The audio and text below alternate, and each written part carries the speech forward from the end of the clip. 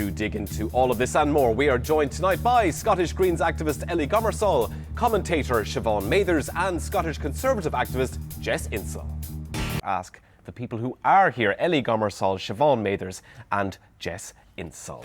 So how damaging was that, do you think? I think it was exceptionally damaging. I think it was the single most damaging thing of all, actually. I think maybe with the exception of the arrests, because... What do you think it means, as Siobhan mentioned, that it's even if the SNP take a dip within the still support it? And so I think it's probably a fairly similar level to when it was back in the last referendum, because actually we're at the same point now as we are then. There's no real on-the-ground concrete progress on any of the really important policy matters. And I think until those issues can really be solved, I think we're going to be very stuck with independence and we're going to pretty much stay where we are.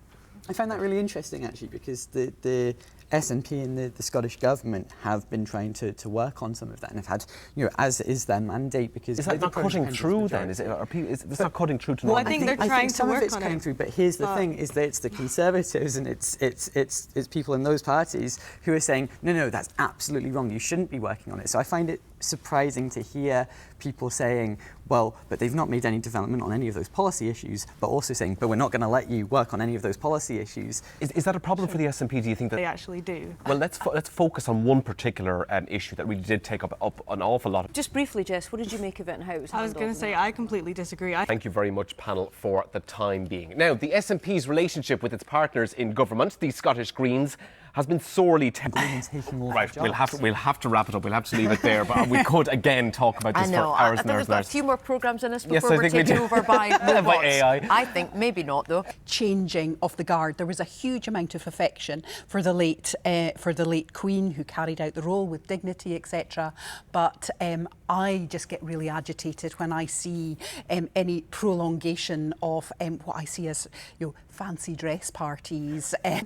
Optimistic that by the end of 2024 we'll be in economically, globally, a better position than we are now.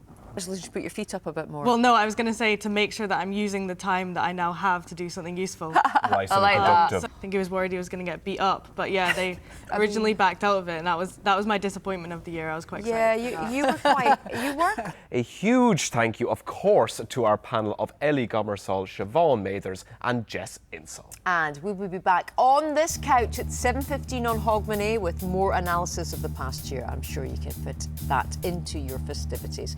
From now, from everyone, bye-bye. Bye-bye.